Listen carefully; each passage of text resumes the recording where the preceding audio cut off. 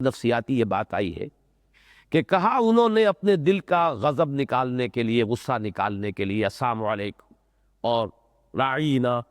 لیکن اب دل میں ایک بات شروع ہوئی کہ دیکھو ہم نے ان کی توہین کی، ہم نے ان کی اس طریقے سے ہم نے طرز عمل اختیار کیا توہین آمیز. یہ اگر اللہ کے رسول ہوتے فی الواقع تو اللہ نے فوراً پکڑ لیتا. اللہ کیسے گوارا کر سکتا ہے اپنے رسول کی توہین، اپنے رسول کی شان میں گستاخی؟ تو ہماری تو زبان جو ہے اسی وقت اس پر فالج پڑ جانا چاہیے تھا، لقوہ ہو جاتا کہ ہم بول نہ سکتے، ہماری زبان جو ہے وہ شل ہو جاتی. تو اور ہمیں اللہ تعالیٰ کوئی اور عذاب دیتا جو عذاب نہیں دیا. تو اب وہ شک پیدا ہوا تو معلوم ہوتا ہے یہ ہے ہی نہیں رسول. یہ ہے وہ طرز عمل جس کو کہ سورہ حدید میں بیان کیا، وَلَٰكِنَّكُمْ فَتَنْتُمْ أَنفُسَكُمْ وَتَرَبَّصْتُمْ وَارْتَبْتُمْ وَغَرَّتْكُمُ الْأَمَانِي. یہ ریب اب پیدا ہونا شروع ہوا. جو تھوڑی بہت ایمان کی پونجی تھی، کوئی یقین کی کوئی دولت تھی، اب اس طرز عمل کے نتیجے میں اندر ہی اندر وہ جو میں عرض کیا کرتا ہوں کہ برف کے مانند وہ پگھلنی شروع ہو جاتی. تھوڑی بہت پونجی اگر تھی میسر آئی تھی، اس لیے کہ یہ بات سورہ منافقون میں جا کر کھل کر آ جائے گی کہ یہ لوگ وہ تھے جو ایمان تو لائے تھے. ذالک بانہم آمنوا ثم کفروا فطبع علی قلوبہم فہم لا یفقہون. یہ معاملہ جو ہے بہت وضاحت کے ساتھ سورہ منافقون میں آئے گا. لیکن یہ تھوڑی سی پونجی ان کی جو تھی، ان کی بے عملی، جان اور مال کی محبت، اس کی وجہ سے پیش قدمی نہ کر سکنا، ایمان کے تقاضوں کو ادا کرنے سے کرنی کترانا، اس کے نتیجے میں اب وہ ریب اور شکوک و شبہات کے ڈیرے دلوں کے اندر پیدا ہو جانا. یہ اس کی ایک مثال ہے بہت اہم کہ وہ بات کہی انہوں نے اور پھر دل میں یہ خیال آیا، شیطان نے اب یہ وسوسہ اندازی کی، وَيَقُولُونَ فِي أَنفُسِهِمْ لَوْلَا يُعَذِّبُنَا اللَّهُ بِمَا نَقُولُ. کیوں نہیں عذاب دیتا اللہ ہمیں اس چیز پر کہ جو ہم کہہ رہے. کیا مطلب؟ اس کو یہاں واضح نہیں کیا گیا. اب اس پر آپ خود غور کیجئے کہ یہ معلوم ہوتا ہے اللہ کے رسول ہے ہی نہیں. یہ ہے وہ جو ان کے یہ پورا پروسیس جو ہے جس منفی رخ پر چل رہا ہے، جو اس کا آخری نتیجہ ہے. حسبہم جہنم، ان کے لیے تو کافی ہے اور مناسب ہے جہنم، یصلونہا، اور اس میں وہ داخل ہو کر رہیں گے، فبئس المصیر، اور وہ بہت ہی برا ٹھکانہ ہے. یا ایھا الذین آمنوا، اہل ایمان، اذا تناجیتم، جب تم ایک دوسرے سے سرگوشی کرو، فلا تتناجوا بالاسم والعدوان ومعصیۃ الرسول. وہی تین الفاظ دہرا کر آگے. تمہاری یہ علیحدہ کی گفتگو جو ہے ان تین میں سے کسی شے کے لیے نہ ہو. کسی گناہ کی بات پر کوئی باہمی مشورہ کرنا، یا کسی زیادتی، اسم جو ہوتا ہے وہ اللہ کے ساتھ ہوگا، اور زیادتی عدوان وہ عباد کے ساتھ ہوگی، مسلمانوں کے ساتھ. کسی پر دست درازی، کسی کے خلاف کوئی اقدام، وہ معصیت الرسول، اور رسول کی نافرمانی. ان چیزوں کے لیے سرگوشی نہ کرو، ان چیزوں کے لیے بیٹھ کر علیحدگی میں گفتگو نہ کیا کرو. وتناجوا، ہاں کرو اگر کرنی ہے سرگوشی، وتناجوا بالبر والتقوی، نیکی کے کاموں کے لیے، تقوی کے لیے، بھلائی کے لیے. اس کی شرح وہ ہے جو میں آپ کو سنا چکا ہوں، سورہ نساء کی آیت نمبر 114،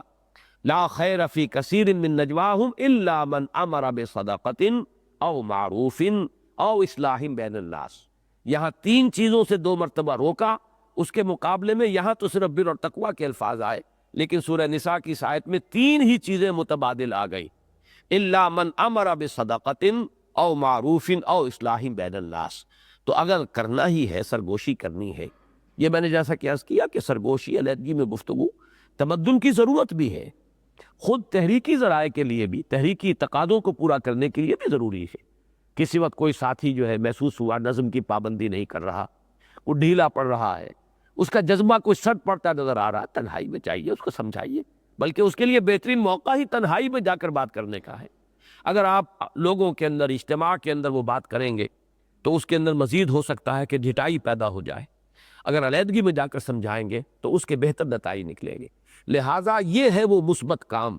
کہ علیحدگی میں بات کرو تو دیکھو کہ وہ ان چیزوں کے لیے ہونی چاہیے. الا من امر بصدقۃ او معروف او اصلاح بین الناس واتقوا اللہ الذی الیہ تحشرون. اور اس اللہ کا تقوی اختیار کرو جس کی طرف کہ تمہیں جمع کیا جائے گا، تمہیں گھیر کر لے جایا جائے گا، جمع کر دیا جائے گا. مراد وہی قیامت کے دن. انما النجوى من الشیطان، جان لو کہ نجوہ یہ شیطان کی طرف سے ہے، ایک شیطانی فعل ہے، اور اس سے مراد اب وہی نجوہ ہوگا کہ جو وہاں ہو رہا تھا، نہ کہ وہ نجوہ کہ جس کا کہ سورہ نساء کی اس آیت میں ذکر آیا ہے۔ لِيَحْزُنَ الَّذِينَ آمَنُوا، تاکہ اہل ایمان کو رنج پہنچے، انہیں افسوس ہو۔ یہ حزن کا لفظ یہاں پر بہت ہی مناسب لفظ آیا ہے، بہت پیارا لفظ آیا ہے۔ اصل میں کہیں بھی آپ دیکھیں کہ چند افراد علیحدہ بیٹھے ہوئے ہیں اور آپس میں خسر پھسر کر رہے ہیں، تو یہ ایک فطری اور لازمی نتیجہ ہے کہ طبیعت کے اندر اس سے ایک تکدر اور گرانی پیدا ہو جائے گی۔ پتہ نہیں کیا بات کر رہے ہیں، پتہ نہیں میری برائی کر رہے ہیں، میرے خلاف کوئی بات ہے، کیا ہے یہ خام خواہ کا، جہاں کہیں بھی یہ چیز نظر آئے گی، کہیں کسی کونے میں دو آدمی علیحدگی میں گفتگو کرتے نظر آئیں گے تو فطری طور پر جو ہے اس کا ایک رد عمل ہوگا، تشویش سی پیدا ہوگی، اور خام خواہ کو ایک میل سا دل پر جو ہے وہ ان لوگوں کے لیے آئے گا۔ یہ وہ حزن کی کیفیت ہے، اس سے وہ جماعتی زندگی کے اندر جو ایک کھلی فضا درکار ہے،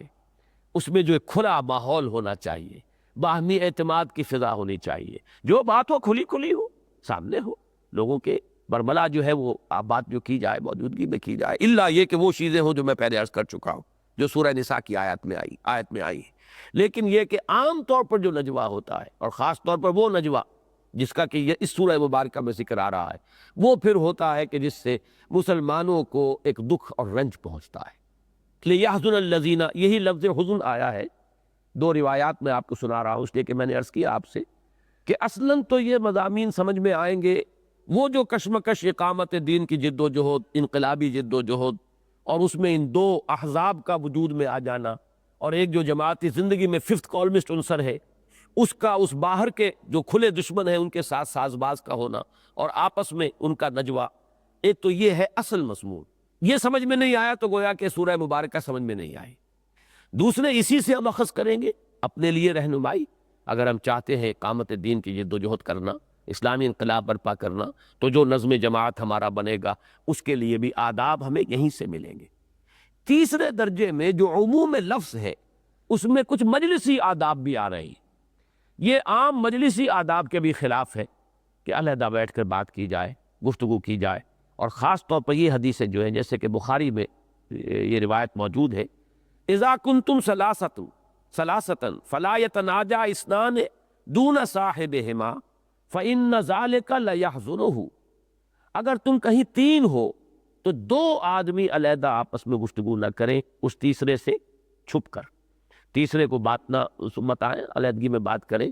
یہ ہرگز مت کیا کرو جب تم تین ہو، اس لیے کہ اس سے اسے حزن ہوتا ہے، اسے یہ خیال ہوتا ہے کہ پتہ نہیں میرے خلاف کوئی بات ہو رہی۔ تو عام مجلسی زندگی کے اندر بھی ان آداب کو پیش نظر رکھنا ضروری ہے۔ بلکہ ایک صاحب نے بڑے پیارے الفاظ لکھے ہیں کہ اسی کے ذیل میں یہ طرز عمل بھی آ جاتا ہے کہ فرض کیجئے آپ کہیں بیٹھے ہوئے تین چار آدمی،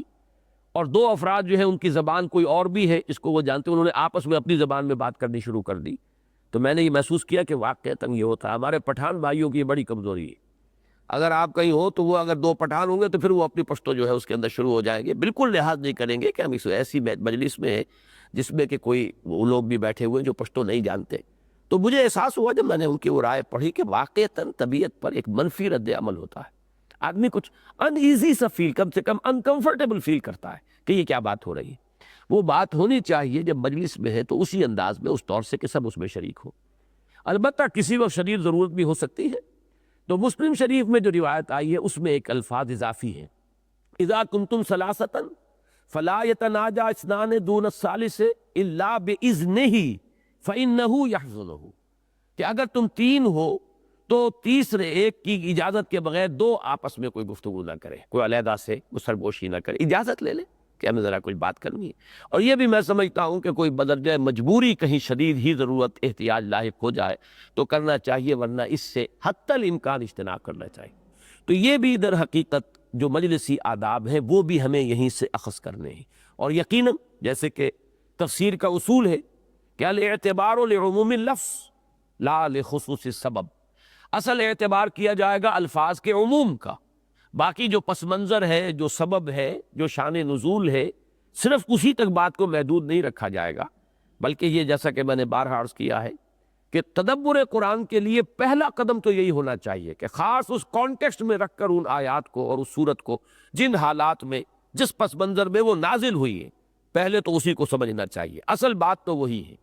وہ جب پوری طرح انسان کے فہم کی گرفت میں آ جائے، اب عموم لفظی کے ساتھ اس کی کہاں کہاں اس کا اطلاق ہو سکتا ہے، ہمیں اس سے کیا اور ہدایات ملتی ہیں، تو یہ پھر جیسے کہ امام راضی رحمہ اللہ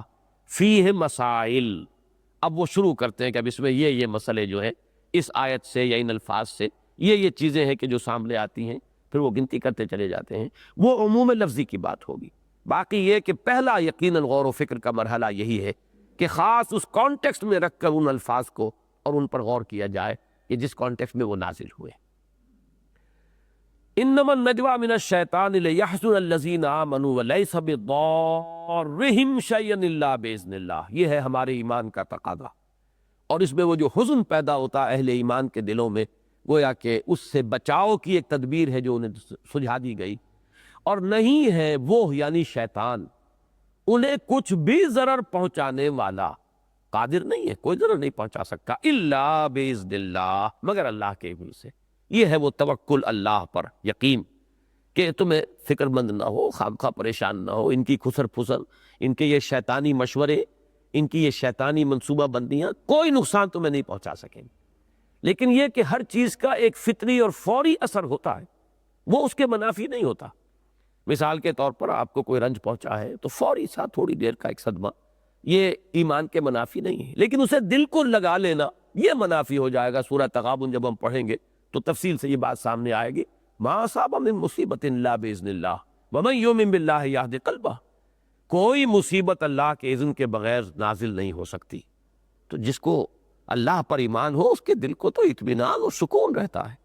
کہ اگر کوئی بات آ گئی ہے تو کوئی پرواہ نہیں، میرے رب کے علم کے بغیر تو نہیں آئی، اس کے اذن کے بغیر نہیں آئی، وہ میرا خیر خواہ ہے، میری مصلحتوں مجھ سے بہتر جانتا ہے،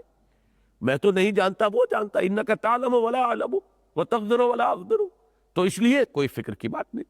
یہ ہے ایمان کا وہ لازمی تقاضا۔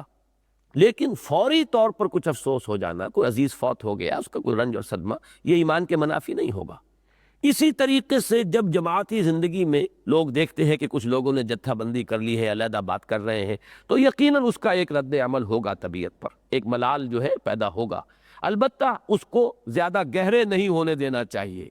اس کے کچھ مستقل جو ہے تاثر اس سے نہیں لینا چاہیے، اور اس سے بچنے کی شکل کیا ہوگی؟ یہ یقین، وَلَيْسَ بِضَارِّهِمْ شَيْئًا إِلَّا بِإِذْنِ اللَّهِ، نہیں ہے انہیں کوئی بھی ضرر پہنچانے والا، قطعاً کوئی نقصان نہیں پہنچا سکے گا مگر اللہ کے اذن سے۔ اللہ ہی کو تمہاری کوئی آزمائش مطلوب ہے، تمہارے لیے کوئی امتحان جو ہے مقصود ہے، کیا کسی کو پھر کسی کا امتحان مقصود ہے، تو اللہ تعالیٰ جو ہے کوئی تمہیں اس طرح کی کوئی تکلیف جو ہے اس کے اذن سے پہنچ جائے، ظاہر بات ہے پھر اس سے بچاؤ کی کوئی شکل ہی نہیں ہے۔ لا ملجا منکا ولا ماوا الا الیک، اے اللہ تجھ سے کہیں نجات پانے کی جگہ اور تجھ سے کہیں پناہ نہیں ہے مگر تیرے ہی دامن میں، کہاں جائیں گے؟ کوئی اور پناہ گاہ تو ہے ہی نہیں۔ جیسے کہ کوئی بچہ جو ہے اگر اسے ماں مار رہی ہو تو آپ نے دیکھا ہوگا کہ وہ لپٹتا ہے ماں ہی سے، کہاں جائے گا؟ وہ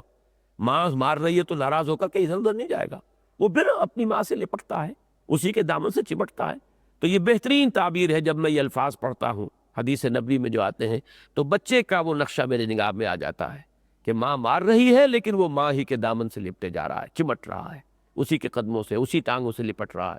وہی ہے کہ ولا ملجا منکا ولا ماوا الا الیک، اے اللہ تجھ سے کوئی پناہ گاہ، تجھ سے کہیں بھاگ کر جانے کی کوئی جگہ، تجھ سے کوئی نجات پانے کی جگہ ہے ہی نہیں سوائے خود تیرے ہی دامن میں۔ آئیں گے تو ہم تیرے ہی دامن میں آئیں گے، پناہ گاہ تو وہی ہے۔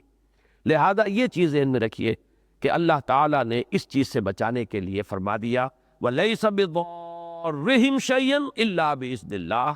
اس کا لازمی نتیجہ کیا ہوگا؟ وَعَلَى اللَّهِ فَلْيَتَوَكَّلِ الْمُؤْمِنُونَ، اہل ایمان کو تو اللہ ہی پر توکل کرنا چاہیے، بھروسہ، اعتماد، کوئی کچھ نہیں بگاڑ سکتا، لا حول ولا قوت الا باللہ۔ یا جیسے ایک حدیث میں آیا ہے حضرت عبداللہ ابن عباس سے، جو حضور نے فرمایا کہ یا غلامو اعلمک بکلمات، اے میرے بچے میں تجھے چند باتیں تلقین کرتا ہوں، ان میں یہ بھی ہے کہ اچھی طرح سمجھ لے، اگر تمام انسان مل کر چاہے کہ تجھے کوئی فائدہ پہنچا دے نہیں پہنچا سکتے مگر وہ جو اللہ نے تیرے لیے لکھ دیا ہو، اور اگر تمام انسان مل کر تجھے کوئی گزند پہنچانا چاہے، نقصان پہنچانا چاہے، تو ہرگز نہیں پہنچا سکیں گے مگر وہی جو اللہ نے تیرے لیے لکھ دیا۔ یہ ہے وہ یقین کہ پھر انسان کو کوئی فکر اور تشویش نہیں ہوگی۔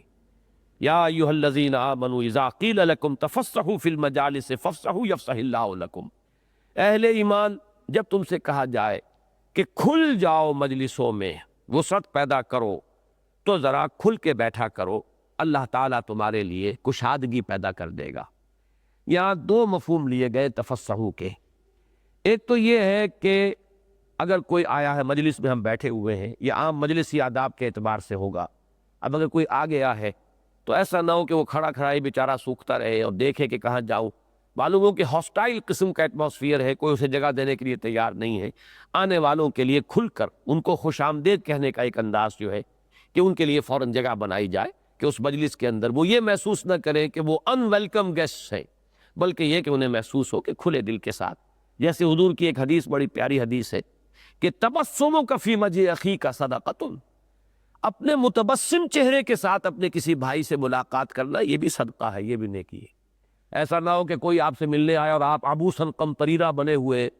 جب بات کرنے کے لیے آمادہ ہیں اور چہرے کے اوپر بھی آپ کی ایک عجیب سی کیفیت ہے، تو وہ بیچارہ پچھتائے گا کہ میں نے خام خواہ یہاں آ کر غلطی کی اس وقت۔ بجائے اس کے تبسمک فی وجہ اخیک صدقۃ، آپ نے خیر مقدم کیا ہے تبسم کے ساتھ، تو یہ بھی ایک نیکی ہے، صدقہ ہے، یہ بھی بھلائی ہے۔ اسی طریقے سے آنے والوں کو خوش آمدید کہنا محفل میں، اور ان کے لیے کھل کے بیٹھ جانا تاکہ جگہ پیدا ہو جائے۔ لیکن یہ ہے مجلسی آداب۔ اس وقت ترتیب میری اپنی جو ہے وہ الٹی ہو گئی ہے کہ میں نے وہ آخری بات پہلے بیان کر دی۔ اصلاً اس پس منظر میں اس کو لے جائیے۔ وہ پس منظر میں بات یہ ہے کہ جب مسلمانوں کا عام اجتماع ہوتا تھا تو یہ لوگ اپنا گروہ علیحدہ بنا کر بیٹھتے تھے اور خوب ایک دوسرے کے ساتھ مل کر بیٹھتے تھے کہ کوئی اور آدمی ہمارے اندر شامل نہ ہو جائے۔ اس لیے کہ یہ جو جماعتی زندگی میں جو لوگ رہے ہیں، انہوں نے کچھ وقت گزارا ہے، وہ جانتے ہیں یہ بیماریاں ہوتی ہیں اور یہ اجتماعی زندگی کی بیماریاں ہیں۔ اب وہ بیٹھے ہوئے ہیں گچھا بنا کر ایک طرف، تاکہ کوئی بات حضور نے فرمائی تو کوئی تبصرہ کیا کسی نے، کوئی بڑا فقرہ چست کر دیا، خوبصورت فقرے کس کو کہنے نہیں آتے۔ اب اس پہ مسکرائے، سب کے سب لوگ مسکرائے، ایک دوسرے کی طرف دیکھا، تاکہ بقیہ جو جماعت ہے اہل ایمان کی ان کو تشویش ہو، ان کو پریشانی لاحق ہو۔ دل جمعی کی بجائے ایک انتشار طبعی جو ہے کیفیت کی ان کے اندر پیدا ہو جائے، تو اس پہ ظاہر بات ہے کہ وہ اگر جڑ کر نہ بیٹھتے ایک دوسرے سے تو ہو سکتا تھا کوئی آنے والا ان کے ماں بہن بیٹھ جاتا، تو وہ گچھا بن کر بیٹھتے تھے ایک جگہ پر، جتھا بنا کر۔ در حقیقت اس کی نفی کی جا رہی، کھل کے بیٹھا کرو۔ یہ اس طریقے کی علیحدہ علیحدہ ٹکڑیاں اور گچھوں کی شکل میں اور ایک جگہ اپنی جمعیت بنا کر بیٹھنا جو ہے یہ غلط ہے۔ اذا قیل لکم تفصحوا فی المجالس فافصحوا یفصح اللہ لکم۔ اور بڑا پیارا انداز ہے اس میں جو تلقین کا ہے، اللہ تمہارے لیے کشادگی پیدا کرے گا۔ اگر تمہارے بیٹھنے کے انداز میں بھی کشادگی ہو تو اس طریقے سے اللہ تعالیٰ تمہارے دلوں میں بھی کشادگی پیدا کرے گا اور حالات میں بھی تمہارے لیے آسانی اور کشادگی پیدا فرما دے گا۔ وَإِذَا قِيلَ انشُزُوا فَانشُزُوا، اور جب یہ کہا جائے کہ اٹھ جاؤ تو اٹھ جایا کرو۔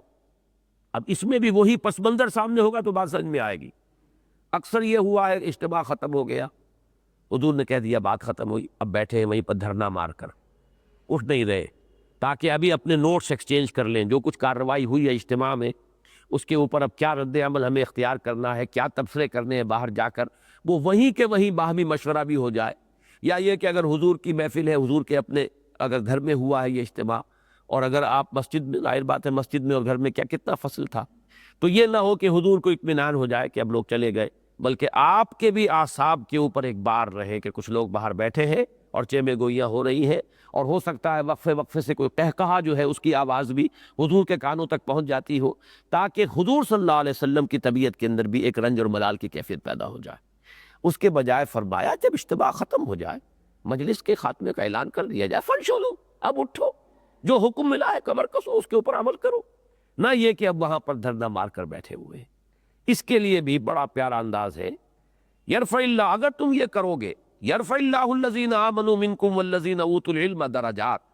تو اللہ تعالیٰ تم میں سے وہ لوگ جو واقعی صاحب ایمان ہیں اور جنہیں علم دیا گیا ہے ان کے درجات کو بلند کرے گا۔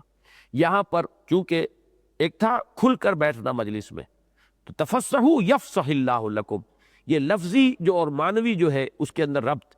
تم کشادہ ہو کر بیٹھا کرو، کشادگی اختیار کرو مجلسوں میں، اللہ تمہارے لیے کشادگی پیدا کرے گا۔ جب کہہ دیا جائے کہ اٹھ جاؤ تو اٹھ جایا کرو. اب اٹھنے میں چونکہ اونچے ہونے کا عمل ہے، لہٰذا اللہ تعالیٰ تمہارے درجات بلند کرے گا. لیکن کس کے درجات بلند کرے گا؟ اس میں لطیف پیرائے میں اشارہ بھی کر دیا گیا کہ جن کے دلوں میں روگ ہے، نفاق ہے، مرض ہے، جو لوگ اس دنیا ہی کے ورلڈلی باعث تو وہ ہیں لیکن حقیقی علم ان کے پاس نہیں ہے، جو یہ نہیں جانتے کہ اصل زندگی آخرت کی زندگی اور اصل کامیابی وہاں کی کامیابی ہے. اصل میں تو صاحب علم وہ ہے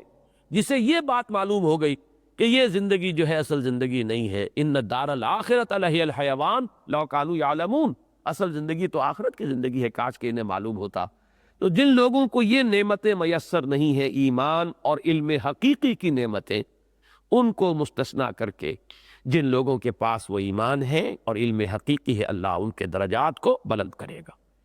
فانشزوا یرفع اللہ الذین آمنوا منکم والذین اوتوا العلم درجات واللہ بما تعملون خبیر، اور اللہ تعالیٰ جو کچھ تم کر رہے اس سے باخبر ہے. اب آخری حکم آ رہا ہے. اس کے ضمن میں بھی میں نے یہ 2 حدیثیں نقل کی تھی کہ یہ جو مجلسی آداب بھی یہاں سے نکلتے ہیں، عام مجلسی اور معاشرتی آداب، وہ بھی نوٹ کر لیں. حضور نے فرمایا لا یقیم الرجل الرجل من مجلسہ فیجلس فیہ ولکن تفصحوا وتوسعوا. ایسا نہیں ہونا چاہیے کسی محفل میں کوئی شخص آئے تو وہ کسی کو اٹھائے اور اس کی جگہ خود بیٹھ جائے. یہ ہوتا ہے ہمارے یہاں، چودھری قسم کا آدمی آ گیا تو کوئی شخص جو ہے وہ اٹھنے پر مجبور ہے، چاہے طبیعت اس کا آمادہ نہ ہو رہی ہو، اور وہ وہاں پر بیٹھ جاتا ہے. تو حضور نے فرمایا اس سے بھی دل میں ایک رنجش کی کیفیت پیدا ہوتی ہے، اونچ نیچ کا تصور پیدا ہوتا ہے. تو ایسا ہرگز نہ کیا کرو، بلکہ ولیکن تفصحوا وتوسعوا، بلکہ مجلس کو وسیع کر لیا کرو، پھیل کے بیٹھ جایا کرو. جب ذرا دائرہ وسیع کر لو گے جگہ نکل آئے گی، کسی کے اٹھنے کی ضرورت نہیں ہوگی. تو یہ گویا کہ وہ پہلی بات جو میں نے بیان کر دی تھی، اس کے لیے یہ حدیث لوٹ کر لیں. یہ متفق علیہ روایت ہے بخاری اور مسلم کی. ہمیں اپنے عام مجالس میں بھی ان چیزوں کا لحاظ رکھنا چاہیے، اور یہ چیزیں ہیں کہ جو بہت ہی یعنی سنہری اصول ہیں مجلسی زندگی کے. اسی طرح فرمایا لا یحل لرجل ان یفرق بین اثنین الا باذنہما، یہ بھی کسی مسلمان کے لیے جائز نہیں ہے، کسی شخص کے لیے جائز اور روا نہیں ہے کہ وہ 2 افراد کے مابین آ کر زبردستی بیٹھ جائے انہیں ہٹا کر، اور پھر ان کی جگہ پر جو ہے خود دھس جائے جسے کہنا چاہیے. یہ شکل بھی نہیں ہے، اجازت سے اور خوش دلی کے ساتھ یہ معاملہ ہونا چاہیے مجلسوں کے اندر. تو یہ دونوں طرف سے، یہ اگر آنے والے اور جو پہلے سے موجود ہیں ان دونوں کے لیے آداب ہیں. وہ یہ کوشش نہ کرے کہ زبردستی کہیں پر گھسے،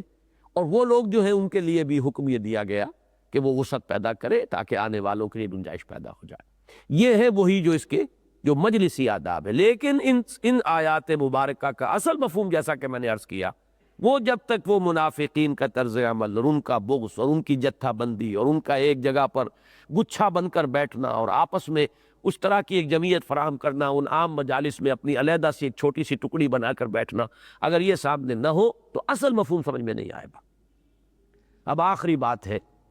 یا ایھا الذین آمنوا اذا ناجیتم الرسول فقدموا بین یدی نجواکم صدقہ. اب میں یہ محسوس کر رہا ہوں کہ جو میرا ارادہ تھا وہ تو پورا نہیں ہو رہا. ہمارا درس جو بالعموم جتنا ہوا کرتا تھا اتنا ہی آج ہو گیا ہے. میرا ارادہ یہ تھا کہ کچھ مختصر کیا جائے، لیکن بہرحال کوشش جاری رہے گی انشاءاللہ. آئندہ اللہ تعالیٰ استفا نہیں تو آئندہ ہمیں کامیابی عطا فرمائے. اہل ایمان اذا ناجیتم الرسول، جب تم رسول سے کوئی مناجات کرو، یہ مناجات وہی نجوا سے ہے اور اسی سے یہ لفظ بنا، یعنی سرگوشی. کبھی ایسی بھی ضرورت پیش آتی ہے جماعتی زندگی میں بھی کہ امیر سے علیحدگی میں کوئی بات کرنی ضروری ہوتی ہے. صحابہ کرام میں سے بعض آ کر حضور سے علیحدگی میں کوئی بات کرنا چاہتے تھے. کوئی خبر آئی ہے باہر سے کہ کوئی قبیلہ جو ہے وہ حملہ کرنے کی تیاری کر رہا ہے. اب اس کو اگر عام کر دیا جائے تو لوگوں کے اندر ایک ہراس پیدا ہو جائے گا، ایک عام کیفیت جو ہے خوف کی، تو آ کر تنہائی میں علیحدگی میں بتانا ہے. تو اس کے لیے ضرورت جو ہے وہ جیسے کہ وہ جو نجوہ ہے وہ نجوہ اچھائی کے لیے بھی ہو سکتا تھا، ایسے ہی یہ معاملہ حضور سے علیحدگی میں بات کرنا یا کسی صاحب امر سے علیحدگی میں جا کر تخلیے میں اور خلوت میں بات کرنا، یہ بھی ایک لازمی ضرورت بھی ہوتی ہے. لیکن اسی کے پردے میں جن کے دلوں میں روگ تھا وہ اس سے اب بہت ناجائز فائدے اٹھاتے تھے. وہ خاص طور پر میرے نزدیک جو اہم ترین بات ہے کہ وہ حضرت قتادہ رحمۃ اللہ علیہ سے یہ قول منقول ہے، میں نے دیکھا ہے، باقی اور حضرات کی نگاہ وہاں تک نہیں گئی ہے، کہ وہ اپنی چودراہٹ جو ہے اس کو ظاہر کرنے کے لیے بھی یہ کرتے تھے. جیسے کہ عبداللہ ابن ابی کے بارے میں آتا ہے کہ وہ اپنی اس چودراہٹ کے اظہار کے لیے یہ کیا کرتا تھا کہ حضور جب خطبے کے لیے کھڑے ہوتے تھے تو پہلے خود کھڑا ہوتا تھا اور پہلے کہتا تھا لوگوں یہ اللہ کے رسول ہیں، ان کی بات بڑی توجہ سے سنو، تاکہ وہ میری چودراہٹ ظاہر ہو جائے۔ حالانکہ اسے خود جو ہے حضور کی رسالت کے اوپر ایمان کی دولت حاصل نہیں تھی، لیکن وہ لوگوں پر اپنا روب جمانے کے لیے اور اپنی جو امتیازی حیثیت ہے اس کے اظہار کے لیے، تو اسی میں آ کر مجلس ہے تو کوئی شخص آئے، حضور ذرا آپ سے علیحدگی میں بات کرنی ہے۔ اب اس سے ظاہر ہوا کہ یہ کوئی خاص قرب رکھنے والے ہیں یہ، اور ان کا کوئی خاص معاملہ ذاتی بھی ہے حضور کا، اور حضور شاید اس پر اعتماد کرتے ہیں ان صاحب پر، اور ان کے مشوروں کو قدر کی نگاہ سے دیکھتے ہیں، تو اپنی ایک امتیازی شان کے اظہار کے لیے حضور کو یہ تکلیف دینا، پھر یہ کہ اس میں کچھ اور لوگ جو ہیں طرح اور طرح کی ریشہ دوانیوں کے لیے کوئی آ کر بات کرنی علیحدگی میں، تاکہ لوگوں کے اندر ایک ہراس پیدا ہو جائے کہ شاید کوئی خاص بات ہے، کوئی حملہ ہونے والا ہے، کوئی جنگ ہے، کوئی کیا معاملہ ہے کہ انہوں نے آ کر اس نہج پہ علیحدگی میں بات کرنے کے لیے حضور صلی اللہ علیہ وسلم سے درخواست کی ہے۔ تو یہ تھا ان کا طرز عمل۔ اس سے حضور کو بچانے کے لیے، اور سب سے آگے چلیے، ظاہر بات ہے کہ جو کہیں ذمہ دار ہے کوئی فرد، اس کے وقت کی بھی اب اتنی ہی قدر و قیمت ہو جاتی ہے۔ اس پر یہ انکروچمنٹ جو ہے، وہ بھی علیحدگی میں بات کرنا چاہتے ہیں، یہ بھی علیحدگی میں بات کرنا چاہتے ہیں، وہ بھی کچھ چاہتے ہیں کہ علیحدگی میں وقت مل جائے، تو آخر وقت تو محدود ہے، وہ تو نہیں کھنچ جائے گا ربڑ کی طریقے سے۔ اس سے بھی خود جماعتی زندگی کو نقصان پہنچتا ہے۔ انہیں جو تخلیہ چاہیے، ظاہر بات ہے حضور صلی اللہ علیہ وسلم کی بھی اپنی ذاتی ضرورتیں بھی ہوتی تھی، پھر تخلیہ نہ ہو تو غور و فکر کا موقع نہیں ملتا، سوچ بچار کا موقع نہیں ملتا۔ اگر سارا جو وقت ہے آپ کا، اسی وجہ سے سورہ حجرات میں ہم پڑھائے ہیں کہ ان الذین ینادونک من وراء الحجرات اکثرهم لا یعقلون ولو انہم صبروا حتی تخرج الیہم لکان خیرا لہم۔ وہ لوگ کہ جو آپ کو حجرے کے باہر سے آوازیں دینے شروع کر دیتے ہیں، پکارنا شروع کر دیتے ہیں، یہ اکثر جو ہے اہل عقل نہیں ہے، ناسمجھ لوگ ہیں۔ اگر وہ انتظار کرتے کہ یہاں تک کہ آپ خود برآمد ہوتے اپنے پروگرام اور معمول کے مطابق، تو یہ ان کے لیے کہیں بہتر تھا۔ تو ظاہر بات ہے کہ معمولات ہے، پروگرام ہے، ٹائم ایلوکیشن ہے، اس پر بھی خام خواہ بعض اوقات لوگ جو ہیں برا مان جاتے ہیں، اور بات ایسی ہوتی ہے، کوئی شخص باہر سے چل کر آیا ہے بڑی محبت کے ساتھ، بڑے اچھے جذبات لے کر، اب اگر اسے بتایا جائے کہ وہ امیر صاحب جو ہے وہ تو اس وقت مصروف ہیں، مشغول ہیں، نہیں مل سکتے، تو یقیناً آپ خود اپنے اوپر طاری کیجئے، طبیعت کے اوپر ایک رد عمل پیدا ہوگا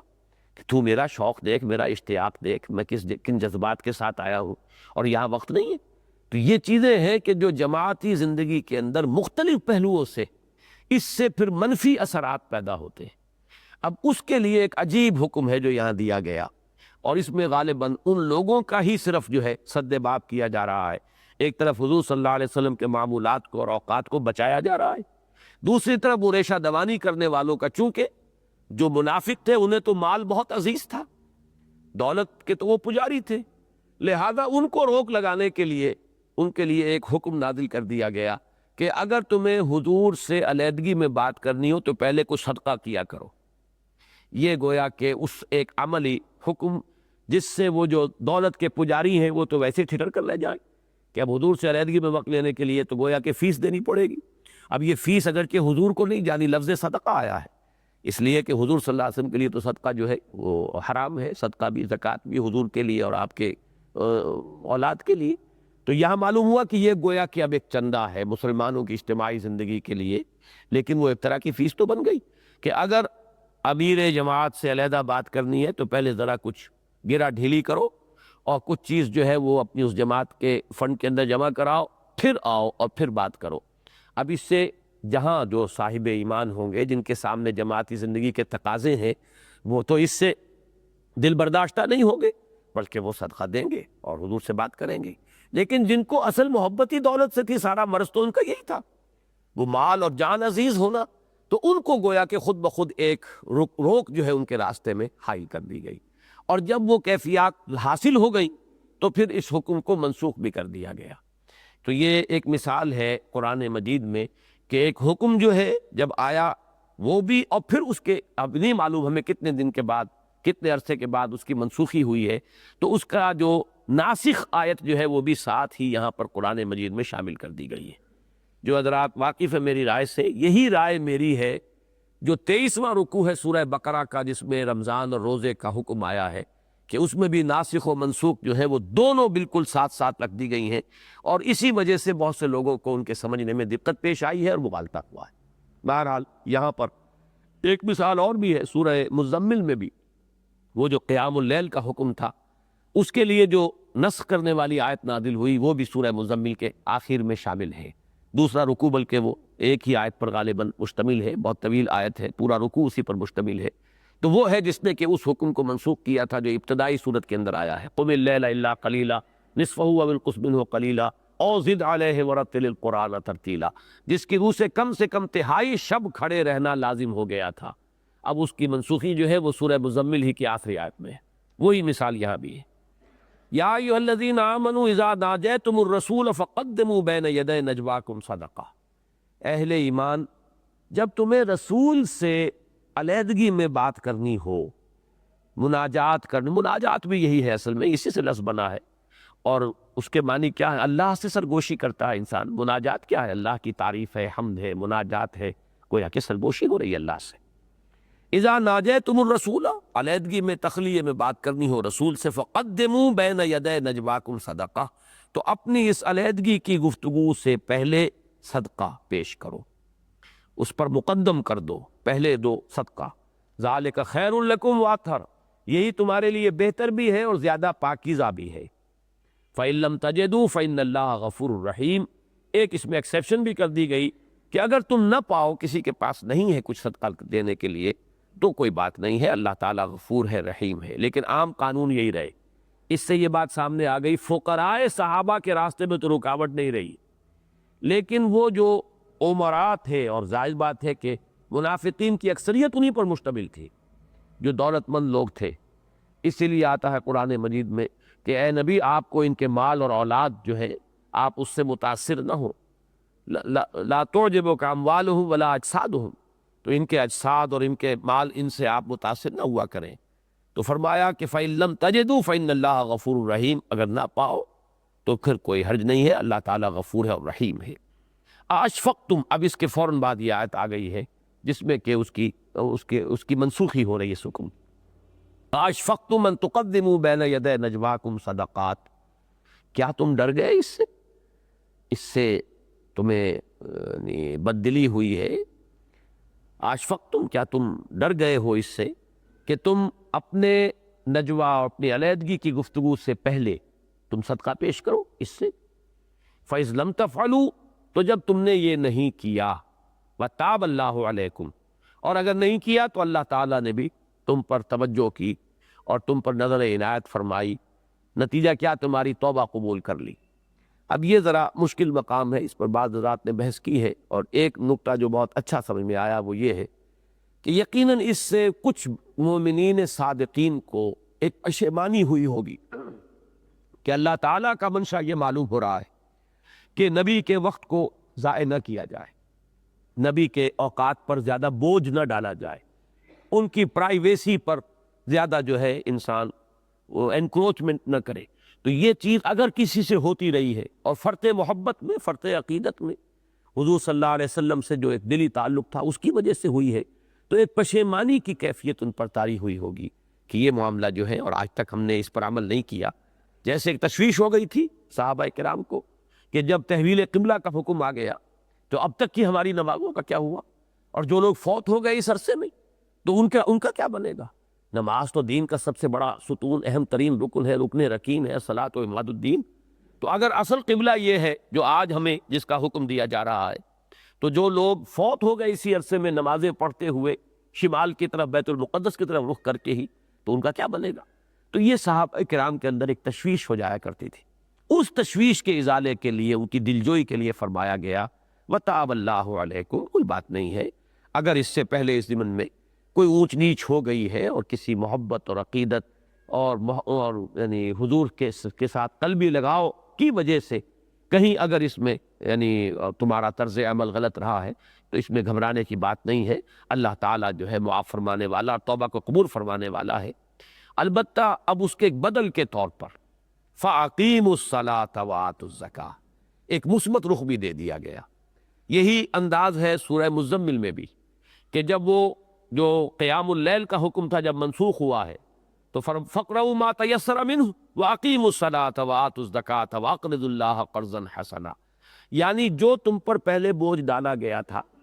اس کا ایک متبادل ہے جو اب تمہیں دیا جا رہا ہے۔ پہلے نماز رات کے وقت کم سے کم تہائی شب کھڑا ہونا اگر تمہارے لیے لازم کر دیا گیا تھا تو اب اس کا بدل دیا گیا ہے۔ وہ بدل کیا؟ اب نماز قائم رکھو، زکوٰۃ ادا کرو، اللہ کو قرض حسنہ دیا کرو۔ وما تقدموا لانفسکم من خیر تجدوہ عند اللہ هو خیر واعظم اجرا، تو جو بھی تم اللہ کے لیے جو صدقہ کرو گے، جو اللہ کو قرض حسنہ دو گے، تو اسے موجود پاؤ گے اللہ کے ہاں بہت بہتر حالت میں، اور اجر کے اعتبار سے بہت بہت عظمت والا اجر تمہیں ملے گا۔ تو یہ گویا کہ اس کا ایک بدل ہے، جس چیز کو کہیں سے ہٹایا گیا ہے تو اس کی جگہ پر اس خلا کو پر کیا گیا متبادل ایک تاکید سے۔ فَأَقِیمُوا الصَّلَاةَ، یہ فا نے اس کو جوڑ دیا اس کے ساتھ کہ اس کی تلافی اس طور سے ہو سکے گی، پس قائم رکھو نماز کو اور ادا کرو زکوٰۃ، وَأَطِیعُوا اللَّهَ وَرَسُولَهُ، اور اللہ اس کے رسول کی اطاعت پر کاربند رہو، وَاللَّهُ خَبِيرٌ بِمَا تَعْمَلُونَ، اور یقیناً اللہ تعالی خوب باخبر ہے اس سے جو تم کر رہے ہو۔ بارک اللہ لی ولکم فی القرآن العظیم ونفعنی وإیاکم بالآیات والذکر الحکیم۔